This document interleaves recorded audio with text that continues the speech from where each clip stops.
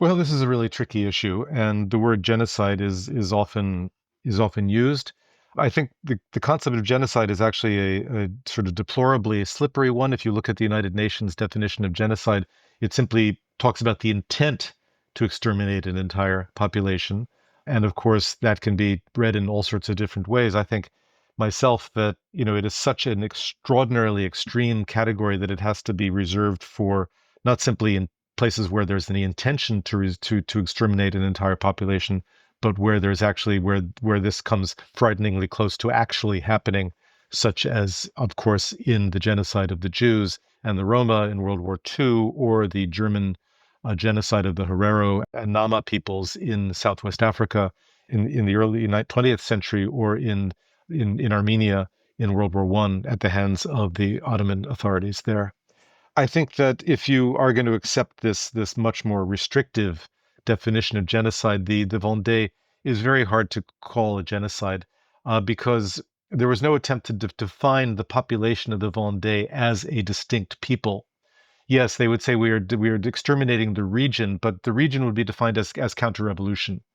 And people from the Vendée who had left the region were not targeted in any way. And people in the Vendée who were very clearly on the side of the revolution were not targeted. People in the Vendée who were still there, and it was not clear it was often assumed that if they had stayed there, they were on the side of the revolt, and therefore they could be exterminated. But it is a political category. And I think we should also be honest about the motivations of the right-wing historians who use the concept of the Vendée use the concept of genocide and apply it to the Vendée.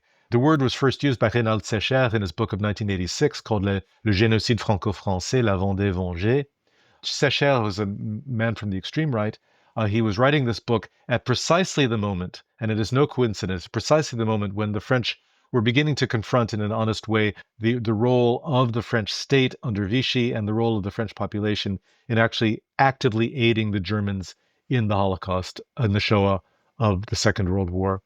And it was precisely at this moment that Secher and many people on the right, really started using the word genocide in part so that they could say, look, if there's a genocide in French history, which the French are guilty of, it's not the genocide of the Jews in World War II. It is actually the genocide of the Vendéans by the revolution and by the left, therefore, in 1793-94. And now this has developed into quite a cottage industry in the United States.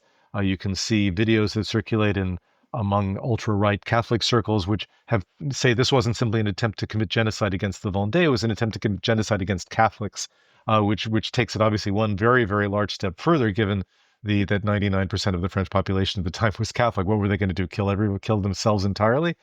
So I do think that the use of the concept of genocide here is misguided and has a fairly sinister motivation behind it as well.